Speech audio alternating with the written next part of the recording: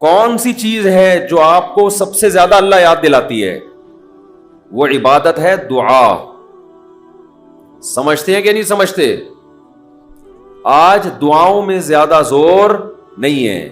یہ بڑا مسئلہ ہے بھائی. کچھ نہ کچھ وقت نکال کے ہاتھ اٹھا کے اللہ کے سامنے گڑ گڑایا کریں. آج ہم لوگوں نے دعائیں مانگنا چھوڑ دی ہیں. جب انسان اللہ کے سامنے دعا مانگتا ہے وہ اللہ سے باتیں کرتا ہے. اگر توجہ سے دعا مانگے, دعا ایسی چیز ہے کہ یہ اللہ اور بندے کا جتنا مضبوط کنیکشن بناتی ہے, اتنا کنیکشن دنیا کی کوئی اور عبادت نہیں بناتی. ہمیں شیطان ورغلاتا ہے کہ اس سے مل کیا رہا ہے تمہیں, نظر تو کچھ بھی نہیں آتا, ملتا تو کچھ بھی نہیں ہے. یہ شیطان کا بہت بڑا دھوکہ ہے, وہ بندے اور اللہ کے تعلق کو مضبوط نہیں ہونے دیتا. حضرت عمر رضی اللہ تعالی عنہ فرمایا کرتے تھے کہ مجھے اس کی زیادہ فکر نہیں ہوتی کہ میری دعائیں قبول ہو رہی ہیں کہ نہیں ہو رہی, مجھے زیادہ فکر اس کی ہوتی ہے کہ دعائیں مانگنے کی توفیق مل رہی ہے کہ نہیں مل رہی. دعائیں مانگنے کی توفیق مل رہی ہے اس کا مطلب قبول ہو رہی ہیں. فوکس تو اس کو کرو کہ دعا مانگ رہے ہیں کہ نہیں مانگ رہے. یہ کیسے ہو سکتا ہے کہ اس احکم الحاکمین کے سامنے ہاتھ اٹھاتے ہوں اور وہ خالی ہاتھ واپس کرتا ہو؟ تو آج دعاؤں میں جان ختم ہو گئی, دعائیں مانگنا چھوڑ دی. یہ جو میں نے قرآن کی آیت پڑھی ہے, رمضان اور دعا کا آپس میں بہت گہرا تعلق ہے, بہت گہرا. جب انسان اللہ کے لیے کوئی عبادت کرتا ہے, کوئی قربانی دیتا ہے, اللہ کا نام قرآن میں ہے شکور, قدردان. شکور کسے کہتے ہیں؟ قدردان. آپ تھوڑا کرو وہ اس کی قدر بہت زیادہ کرے. کچھ لوگ ناقدرے ہوتے ہیں نا, آپ کچھ بھی کر لیں ان کے لیے کہتے ہیں نا ناقدرہ ہے, میری بات کو ویلیو ہی نہیں دیتا, میرے احسان کو ویلیو ہی نہیں دیتا. اس لیے علماء کہتے ہیں کہ افطار کے وقت دعا کرنی چاہیے. کیوں؟ آپ نے سارا دن اللہ کے لیے ایک قربانی دی ہے. یہ بڑی بات ہے. آپ کی نظر میں شاید اس کی ویلیو نہ ہو, اللہ کی نظر میں اس کی بڑی ویلیو ہے کہ میرا بندہ نے مجھے دیکھا نہیں ہے اور اس نے سارا دن میرے لیے کھانا پینا چھوڑ دیا. کیا کر رہے ہیں؟ یہ مکھی تنگ کر رہی ہے, لیکن اتنا ایسے نہ پکڑیں کہ مکھی سے زیادہ آپ تنگ کرنا شروع کر دیں.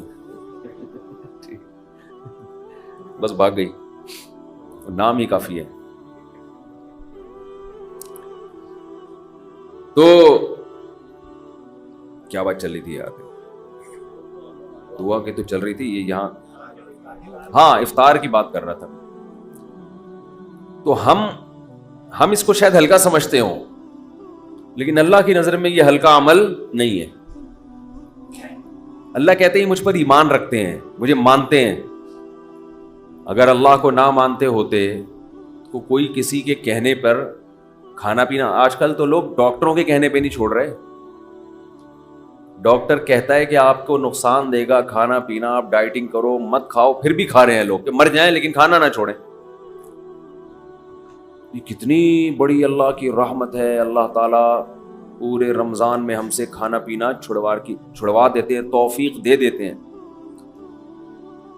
تو میرے اور آپ کے دل میں شاید قدر نہ ہو, لیکن اللہ تو قدردان ہے, وہ اس عمل کی بہت زیادہ قدر کرتا ہے. اس لیے کہتے ہیں کہ افطار کے وقت دعائیں قبول ہوتی ہیں. تضرع کا وقت ہے, عاجزی کا وقت ہے. تو دعائیں خوب کثرت سے کیا کریں.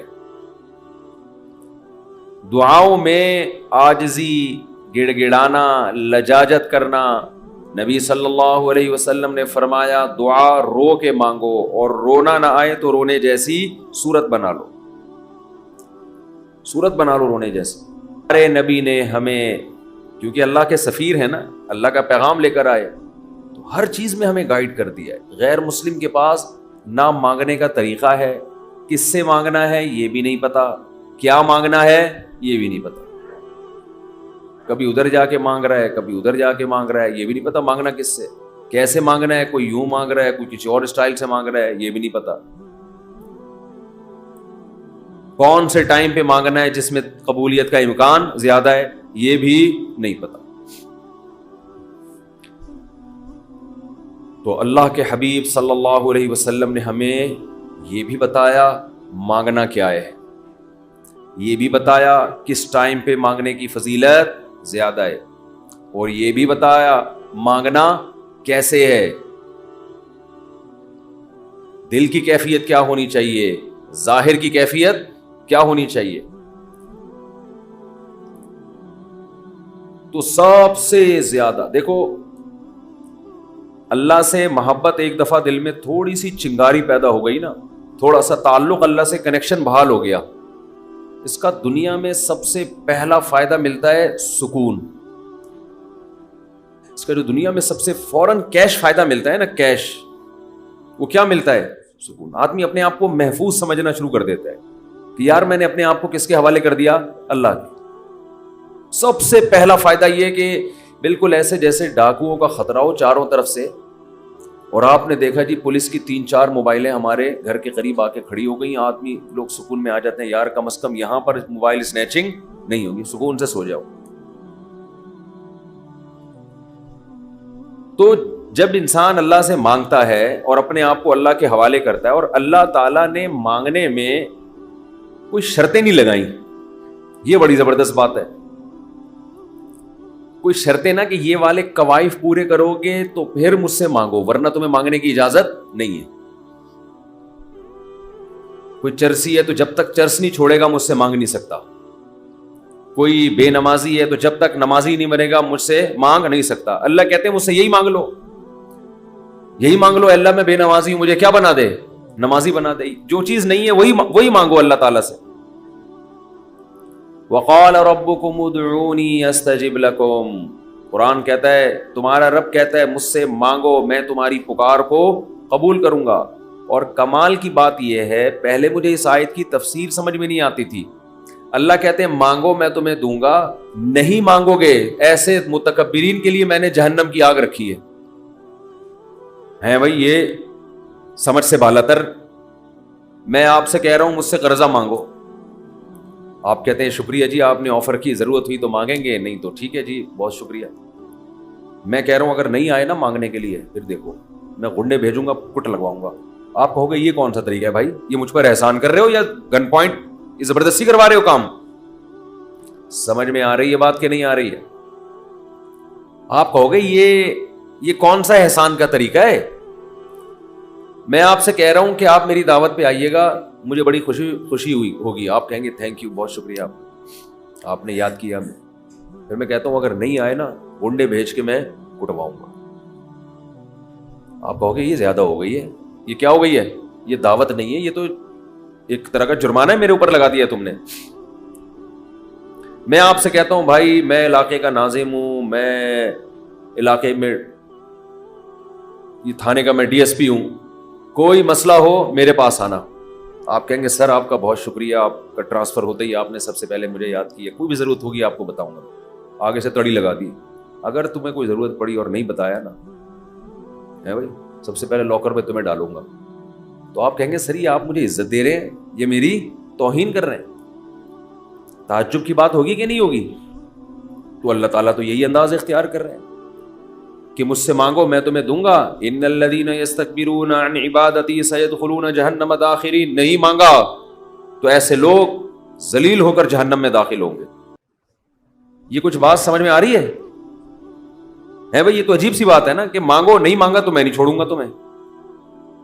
اصل بات یہ ہے کہ علاقے میں ایس ایچ او آیا، کوئی محلے کا دادا آیا، وہ آپ سے کہتا ہے کوئی پرابلم ہو بتانا، آپ کہتے ہیں بڑی نوازش آپ کی، پھر بھی آپ اس کو پرابلم نہیں بتاتے، وہ غصہ نہیں آتا، اس کو غصہ نہیں آتا، اس لیے کہ وہ مخلوق ہے، وہ عاجز ہے، اسے پتا ہے کہ بعض دفعہ بندے کو کام پڑتا ہی نہیں ہے، بعض دفعہ پڑتا ہے تو اس کے کوئی دوسرے تعلقات ہوتے ہیں، بعض دفعہ کام پڑتا ہے لیکن وہ چاہتا ہی نہیں ہے کہ کام ہو، ایسا ہی رہے معاملہ. لیکن اللہ کے ہاں یہ تینوں آپشن آپ کے پاس نہیں ہے. آپ یہ کہیں کہ اللہ تو نے مجھ سے کہا تھا کہ میں تجھ سے مانگوں، لیکن میری کوئی ایسی ضرورت ہی نہیں جو میں مانگوں تجھ سے. یہ کہہ سکتے ہو کیا ہے بھائی؟ اس کا مطلب تم اللہ سے مستغنی ہو گئے.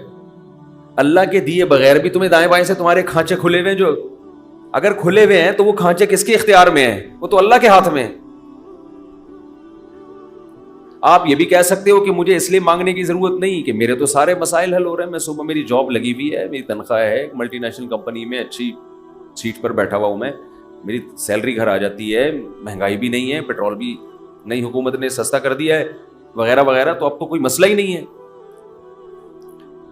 تو اللہ کہے گا اگر کوئی مسئلہ نہیں ہے بالفرض، اول تو پاکستان میں ہو اور مسئلہ نہ ہو، یہ ہو نہیں سکتا.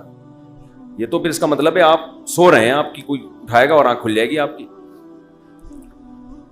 تو آپ کے ساتھ اگر کوئی مسئلہ نہیں ہے، آپ ان اسباب کو دیکھ رہے ہو، اس کا مطلب آپ سمجھتے ہو کہ ہوتا اسباب سے ہے، اللہ سے نہیں ہوتا. بھئی اللہ تو جب چاہے ان اسباب کو فیل کر دے. آپ اپنے آپ کو خدا سے مستغنی سمجھ رہے ہو، آپ سمجھ رہے ہو مجھے خدا کی ضرورت نہیں ہے. اس پر اللہ عذاب دے گا کہ تو اپنے آپ کو یہ سمجھ کیسے بیٹھا کہ تجھے ضرورت نہیں ہے میری. یہ ایسے محلے کا کوئی دادا آیا اور سارے کام اس کے ہاتھ میں، اس نے آپ سے بولا کوئی تنگ کرے تو مجھے بتانا، اور اسے پتا ہے کوئی نہ کوئی تنگ کر رہا ہے اس کو، آپ پھر بھی نہیں بتا رہے اس کو. وہ بلائے گا، بولے گا بھائی آپ کیوں نہیں بتا رہے؟ آپ کہتے ہیں بھائی کوئی مجھے تنگ کر رہا ہے تو میں برداشت کر رہا ہوں، اس لیے نہیں بتا رہا. اس پہ غصہ نہیں آئے گا اس کو. لیکن اگر آپ نے اس سے کہا کوئی مجھے تنگ کر رہا ہے، میں آپ کو اس لیے نہیں بتا رہا کہ مجھے پتا ہے کہ میرے جاننے والے ہیں وہ مجھے بچا لیں گے، اس دادے کو غصہ آئے گا کہ میرے علاوہ کون اس محلے کا دادا ہے بھائی؟ آئے گا کہ نہیں آئے گا؟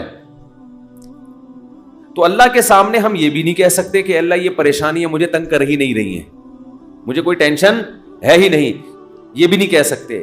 اس لیے نہیں کہہ سکتے کہ ہم انسان ہیں، مخلوق ہیں، اللہ کے ہاتھ میں سارے اسباب ہیں. وہ جب پریشان کرنے پر آئے گا، وہ مصیبتیں دینے پر آئے، ہم میں سے کسی میں دم نہیں ہے کہ ان مصیبتوں کو اس کی توفیق کے بغیر برداشت کر لیں. یہ ممکن نہیں ہے. اور یہ بھی ممکن نہیں ہے اس کے علاوہ کوئی وہ مصیبتیں ہم سے دور کر دے. کتنی بڑی وعید ہے دعا نہ مانگنے پر. اور جو لوگ دعا نہیں مانگتے، حقیقت یہ ہے کہ وہ اپنے آپ کو دعا سے مستغنی سمجھتے ہیں. وہ کہتے ہیں مجھے ضرورت کیا ہے. میں ایک چٹکلا سناتا ہوں نا ایسے موقع پہ. ایک آدمی اپنا گدھا بیچنے جا رہا تھا بازار میں. کسی نے پوچھا کیا کر رہا ہے؟ اس نے کہا کہ یہ گدھا میں جاؤں گا مارکیٹ میں لاکھوں کا بکے گا. کسی نے کہا کہ انشاءاللہ کہہ دے کہ اگر اللہ نے چاہا. اس نے کہا انشاءاللہ، یعنی اللہ نے چاہا کہنے کی کیا ضرورت ہے؟ گدھا میرے ہاتھ میں، نسل اس کی اچھی ہے، مارکیٹ میں گدھے کی مانگ بھی ہے. گدھے مارکیٹ سے کیا ہو گئے ہیں؟ شارٹ. اگر وہ ہماری مارکیٹوں میں آتا، اسمبلیوں میں آتا، پتہ چلتا ہے یہاں مارکیٹ سے شارٹ نہیں ہے، ہول سیل کے حساب سے ہمارے یہاں. تو اب اسے لوگ کہہ رہے ہیں کہ بھائی بول دے اگر اللہ نے چاہا. وہ کہہ رہے ہیں اللہ نے چاہا کہ سب کچھ صحیح ہے، سب کچھ صحیح ہے. مارکیٹ میں گدھوں کی ویلیو بھی ہے اور انتظار میں بھی ہیں لوگ، تو منہ مانگی قیمت پہ بکے گا. اچانک کوئی مارکیٹ میں جب پہنچا، ڈاکو آیا، گدھا چھین کے لے گیا، یا اس گدھے کو بیماری ہوئی مر گیا. اب یہ خالی ہاتھ آ رہا ہے. اسی بندے سے رابطہ ہوا، اس نے پوچھا ہاں بھائی کیا ہوا؟ کہہ رہے انشاءاللہ میں گدھا لے کے جا رہا تھا، انشاءاللہ کوئی ڈاکو آیا، انشاءاللہ اس نے چاقو نکالا اور انشاءاللہ وہ گدھا مجھ سے چھین کے لے گیا. اب بات پہ کیا لگا رہا ہے؟ انشاءاللہ. اس نے کہا کم بخت جب لگانا تھا تو اس وقت تو لگایا نہیں انشاءاللہ، اور اب لگا رہا ہے. تو ہم پر جب مصیبت پڑتی ہے پھر ہم کہتے ہیں یار اللہ کہاں ہے؟ تو بھئی یہ تو مصیبت سے پہلے اللہ کو پکارو. جو اللہ کو نہیں پکارتا یہ اس کی علامت ہے کہ اس کی نظر اسباب پر ہے، اللہ پر نہیں ہے. وہ سمجھتا ہے یہ جیسے کافر اسباب کو دیکھتا ہے نا، وہ تو کہتا ہے خدا کیا کر رہا ہے؟ گاڑی کے ایکسیلیٹر پہ پاؤں رکھو تو گاڑی چلتی ہے، بریک پہ پاؤں رکھو تو رکتی ہے، تو اللہ کہاں ہے؟ تو اللہ کو اگر نہیں کوئی پکارتا تو اللہ اس کا مطلب پھر یہ سمجھتے ہیں کہ یہ سمجھتا ہے کہ اس کو میری ضرورت نہیں ہے. یہ بہت بڑا جرم ہے. بات بات پہ اللہ سے دعا مانگا کرو. پیغمبروں کی کتنی دعائیں اللہ نے قرآن میں نقل کی ہیں, بات بات پہ دعائیں مانگتے تھے, بات بات پہ. دعائیں یاد کریں, دعائیں. ایک کتاب آتی ہے مناجات مقبولہ, یہ نام نوٹ کر لیں. کیا نام ہے اس کا؟ مناجات مقبولہ. ہر کتاب, ہر لائبریری سے مل جائے گی یہ, جو جتنے بھی کتب خانے ہوتے ہیں نا. مولانا اشرف علی تھانوی رحمہ اللہ تعالی نے قرآن اور حدیث کی دعاؤں کو جمع کر کے ایک چھوٹی سی کتاب میں لکھ لیا ہے, ایک چھوٹی سی کتابچے میں جمع کر لیا ہے. قرآن کی دعائیں اور حدیث میں جو دعائیں, بہت جاندار دعائیں ہیں وہ. اچھا, دعا ایسی چیز ہے کہ جب جن الفاظ سے انسان مانگ رہا ہوتا ہے نا, وہ الفاظ بھی اس کے دل پہ اثر کر رہے ہوتے ہیں. تو انہوں نے بڑا شاندار کام یہ کیا کہ اب چونکہ دعائیں تو بہت زیادہ ہیں, ساری دعائیں قرآن اور حدیث کی آپ پڑھیں گے تو ایک ہی اتنی لمبی ہو جائے گی پھر. تو انہوں نے اس کو 7 حصوں میں ڈیوائڈ کر دیا ہے. سمجھتے ہیں؟ ہفتے کے دن, اتوار کے دن, یہ یعنی 7 منزلیں بنا دی ہیں اس کی. اس کا ترجمہ بھی ملتا ہے, یعنی وہ دعائیں عربی میں اور نیچے اس کا ترجمہ. آپ بے شک عربی نہ پڑھیں, ترجمہ پڑھ لیں. وہ روزانہ کا معمول بنائیں. اس سے کیا ہوگا, آپ کو قرآن و سنت کی دعائیں یاد ہونا شروع ہو جائیں گی. وہ ایسی جاندار دعائیں, ایسی جاندار. ان دعاؤں میں آپ کو لطف آنا شروع ہو جائے گا, چسکا لگ جائے گا. کیسی کیسی دعائیں دیکھو, ایک پڑھ کے سناتا ہوں. اللہم قسم لنا من خشیتک ما تحول به بیننا وبین معصیتک. اے اللہ, ہمیں اتنا اپنا خوف دے دے, ہمارے دل میں اپنا اتنا خوف ڈال دے کہ وہ خوف ہمارے اور تیری نافرمانی کے درمیان آڑ بن جائے. سمجھ میں آ رہی ہے بات؟ زیادہ خوف نہیں چاہیے. زیادہ خوف پیدا ہو گیا تو زندگی کا مزہ کرکرا ہو جائے گا. جب آپ کے دل میں کسی چیز کا خوف مسلط ہو جاتا ہے تو لذتوں سے محروم ہو جاتے ہو آپ. دیکھو بچوں کے دلوں میں امتحان کا خوف ہوتا ہے نا, نہ کھا رہے ہیں نہ پی رہے ہیں. کراچی میں تو ایسا کوئی سیٹ اپ نہیں ہے, کوئی خوف ووف نہیں ہوتا. پنجاب میں دیکھا ہے ہم نے, بچوں کے پیپر ہونے والے, ایگزام ہونے والا, ایک دماغ پہ مسلط کر لیتے ہیں. زیادہ مسلط کریں گے تو پھر پڑھائی بھی نہیں ہوتی ان سے, ہاتھ پاؤں کانپنے لگتے ہیں. کراچی میں اللہ کا فضل ہے, یہ ٹینشن, کراچی میں جتنی بھی حکومتیں رہی ہیں اب تک کی رپورٹ کے مطابق, انہوں نے یہ بڑا فائدہ پورے سندھ میں الحمدللہ. یہ سندھ گورنمنٹ جب جتنی بھی رہی ہے اب تک, چاہے کسی کی بھی ہو, تو یہ الحمدللہ انہوں نے فیسلٹی دی ہے کہ کراچی کی عوام کو پڑھائی لکھائی سے الحمدللہ بالکل فارغ کر دی ہے. لڑکوں میں پڑھنے کا رواج ہے ہی نہیں. کچھ دن پہلے میں آ رہا تھا سفر پہ, تو کراچی کا ایک لڑکا وہاں پڑھنے گیا ہوا تھا, اسلام آباد, ایبٹ آباد میں شاید کیڈٹ کالج, بال کیڈٹ کالج میں پڑھ رہا تھا. تو میں نے کہا کراچی میں, نارتھ کراچی میں کہیں رہتا تھا یا ناظم آباد میں, وہاں گیا ہوا. اس نے کہا بھائی ہمارے ابا اماں نے اچھا فیصلہ کیا, مجھے وہاں ایڈمیشن کرا دیا, میں پڑھ لیتا ہوں, چھٹیوں میں گھر آ جاتا ہوں. تو وہ بتا رہا تھا کہ یہ کراچی میں, وہ مجھے کہہ رہا تھا کہ ہم حیران ہوتے ہیں کراچی میں جاؤں تو وہاں کوئی ہے ہی نہیں, پڑھائی لکھائی کی بات ہی نہیں.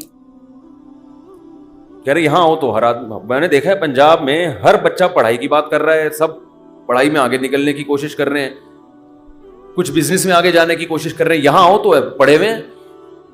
کراچی میں الحمدللہ پڑھے ہوئے لڑکے پوری پوری رات کرکٹ کھیل رہے ہیں, اور ہم نے بھی بیان کر کے اپریشیٹ کر دیا. وہ کہہ رہے ہیں اب تو ٹھپا لگی, اب تو اور کھیلو. ہم نے تو اس لیے خوشی کا اظہار کیا تھا کہ چلو روزہ تو رکھ رہے ہیں نا, یہ مطلب تھوڑی تھا کہ کچھ بھی نہیں کرو. تو یہاں الحمدللہ یہ سہولت ہے کہ یہاں آپ پڑھنے کے علاوہ دنیا کا ہر کام کر سکتے ہیں کراچی. اور پڑھے بغیر آپ کو ڈگریاں مل جاتی ہیں. وہ الگ بات ہے, اپنا بھی بیڑا غرق اور قوم کا بھی بیڑا غرق ہوتا ہے. نہ خود کچھ آتا ہے, نہ ترقی تھوڑی کر سکتا ہے آدمی فالتو ڈگریاں لے کے. وہ پکڑا جاتا ہے کہیں نہ کہیں. ایک ہمارے مشہور ڈاکٹر تھے جو بڑے اچھے ڈاکٹر تھے, کہ ہیں ڈاکٹر, جب ان کی جعلی ڈگریاں پکڑی گئیں, لوگوں نے کہا یار ڈگری کو چھوڑو, بندہ میں قابلیت ہے. تو وہ تھوڑے دنوں میں قابلیت کبھی ایسی کی تیسی ہو گئی. جو اندر سے ہوتا ہے نا تھوڑے دنوں میں آدمی وہ آ جاتا ہے, آپ چھپا نہیں سکتے زیادہ عرصہ. تو جعلی ڈگریاں جعلی ہی ہوتی ہیں, پکڑا جاتا ہے آدمی.